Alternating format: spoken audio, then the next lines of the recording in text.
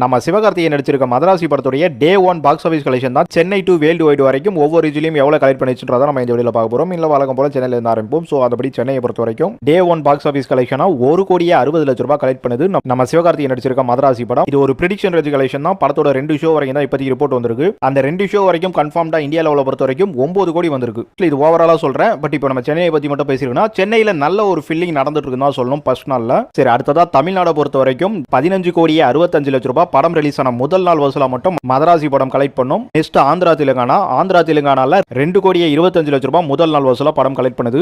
ஆந்திரா தெலுங்கானால நிறைய ஷோஸ் போட்டிருக்காங்க. நான் ஃபர்ஸ்ட் பாக்ஸ் ஆஃபீஸ் ரேஞ்ச் எல்லாம் சொல்லிட்டு அதுக்கப்புறம் அந்த விஷயம் பேசுறேன். அடுத்ததா கேரளால 50 லட்சம் ரூபாய் கலெக்ட் பண்ணும் படம் ரிலீஸ் ஆன முதல் நாள் வசூலா மட்டும். நெக்ஸ்ட் கர்நாடகால 1 கோடியே 10 லட்சம் ரூபாய் படம் ரிலீஸ் ஆன முதல் நாள் வசூலா மதராசி படம் கலெக்ட் பண்ணுது.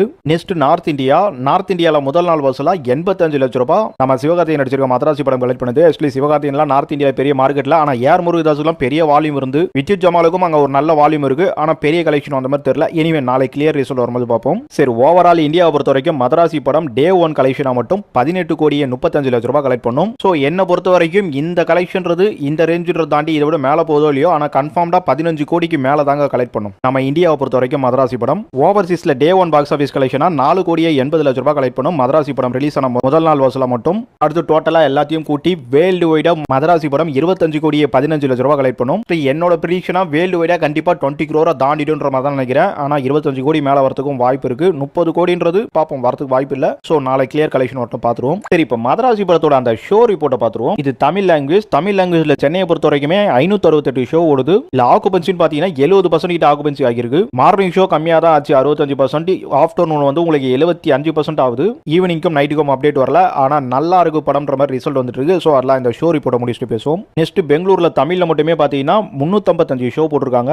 அங்க 31% கிட்ட தான் ஆக்குபென்சி இருக்கு. மதுரையில 138 ஷோவும் 47% ஆக்குபென்சியும், கோயம்புத்தூர்ல 205 ஷோவும் 58% ஆக்குபென்சியும், பாண்டிச்சேரியில 46 ஷோவும் 60% ஆக்குபென்சியும், சேலம்ல 59 ஷோவும் 57% ஆக்குபென்சியும், வேலூர்ல 37 ஷோ 48% ஆக்குபென்சி, திண்டுக்கல்ல 26 ஷோ 61% ஆக்குபென்சி, கொச்சியில 42 ஷோ 40% ஆக்குபென்சி, திருச்சியில 51 ஷோ 74% ஆக்குபென்சி, திருவனந்தபுரம் நம்ம கேரளாவோட தலைநகரத்துல 42 ஷோ 39% ஆக்குபென்சி, மும்பையிலும் தமிழ்ல ஓடுது 16 ஷோ, அங்க வந்து 29% ஆக்குபென்சி ஆயிருக்கு.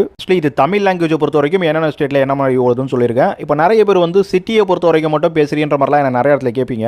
இந்த ஷோ ரிப்போர்ட்லயே தெரிஞ்சிருக்கும் சிட்டிங்கிறது எவ்வளவு பெரிய ஒரு தேட்ரிக்கல் டொரட்டியம் அப்படின்றது. அது மட்டும் இல்லாம இங்க சிட்டில தாங்க 1008 பேர் வாழ்ந்துட்டு இருக்காங்க. ஆக்சுவலி தமிழ்நாட்டில் இருக்க ஒட்டு மொத்தம் பேரும் இங்க சிட்டில வந்து கலவையா இருந்துட்டு இருக்காங்க. அதனால சென்னை வந்து வெறும்னே சென்னை கிடையாது. நம்ம திருப்பாச்சி படத்துல விஜய் சொல்ற மாதிரி தான் சொல்லணும். தமிழ்நாடோட ஒட்டுமொத்த பிரதிபலிப்பு இங்க சென்னை. அதனால ஒட்டுமொத்த தமிழ்நாடை நம்ம சென்னையை வச்சே பார்த்து தெரிஞ்சுக்கலாம். சரி, இந்தியா பொறுத்த வரைக்கும் மும்பைல 16 ஷோ தான் ஓடுது. என்சிஆர்ல 32 ஷோ, பூனால 21 ஷோ, அகமதாபாத்ல 22 ஷோ, சூரத்ல 19 ஷோ இல்ல இந்தியில ஓடுது. மற்றபடி சில ஸ்டேட்ல எல்லாம் பாத்தீங்கன்னா 2-3 ஷோ அந்த மாதிரி தான் கொடுத்துருக்காங்க. தெலுங்கு பொறுத்த வரைக்கும் 254 ஷோ ஹைதராபாத்ல ஓடுது. ஆக்சுவலி ஹைதராபாத்ல தமிழ்லயும் ஓடும், தெலுங்குல மட்டுமே 254 ஷோ ஓடுது. பெங்களூர்லயும் தெலுங்குல 26 ஷோ ஓடுது. விஜயவாடால 51 ஷோ ஓடுது. விசாகப்பட்டினத்துல 83 ஷோ ஓடுது. காக்கிநாடால 14 ஷோ ஓடுது. மற்ற ஸ்டேட்ல எல்லாம் வந்து கம்மியா தான் போயிட்டு இருக்கு. எனிவே படத்தோட தியேட்டர் ஷோஸ்ன்றதும் இந்த மாதிரி இருக்குன்றத சொல்லிக்கிறேன். இல்ல ஹிந்தி தெலுங்கு இது ரெண்டுத்துக்குமே ஆக்குபென்சின்னு பாத்தீங்கன்னா ரொம்ப கம்மியா தான் இருக்கு. மேக்ஸிமம் 10-20 அந்த மாதிரி தான் போயிட்டு இருக்கு. சரி, ஓகே, இப்போ படம் எப்படி இருக்குன்னு பாத்துருவோம். ஆக்சுவலி படம் ரிலீஸ் ஆகி இப்போ ஒரு நாள் தான் ஆகுது. இங்க பெரிய படத்துக்கு எல்லாமே நெகட்டிவ் ரிவ்யூ கொடுக்கிட்டே நிறைய பேர் கிளம்பி வந்துருவாங்க. அந்த மாதிரி இந்த படத்துக்கும் கண்டிப்பா கிளம்பி தான் வருவாங்க. ஆனா படம் எப்படி இருக்குன்னு கேட்டீங்கன்னா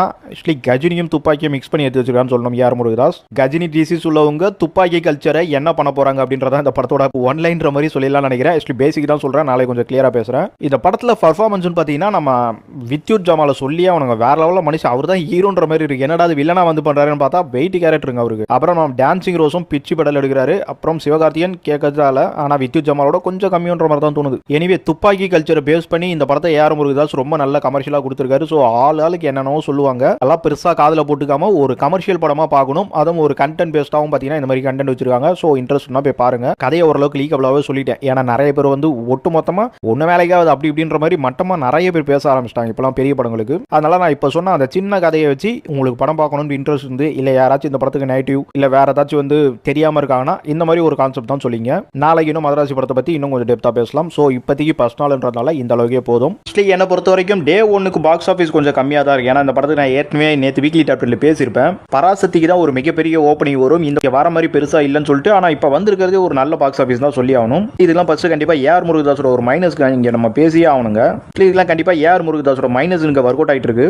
எனிவே ஏஆர் முருகதாஸ் இஸ் பேக்ன்ற மாதிரி தான் இப்போ நிறைய பேரும் சொல்லிட்டு இருக்காங்க. அதே சமயம் பெரிய ஹீரோ படம், ஸோ நெகட்டிவும் இருக்கும். ஆனால் அதை தாண்டி இந்த படம் பெருசாக பாசிட்டிவாக வந்துட்டு இருக்கு. ஸோ அந்த விஷயம் இப்போ ஷோஸ்லேயே நிறைய வந்து உங்களுக்கு இன்க்ரீஸ் தெரியுது. ஸோ நாளைக்கு சண்டேலாம் இன்னும் ரொம்ப நல்ல வசூல் வரும்னு எதிர்பார்க்குறேன். பார்ப்போம் என்ன மாதிரிலாம் வருதுன்ட்டு.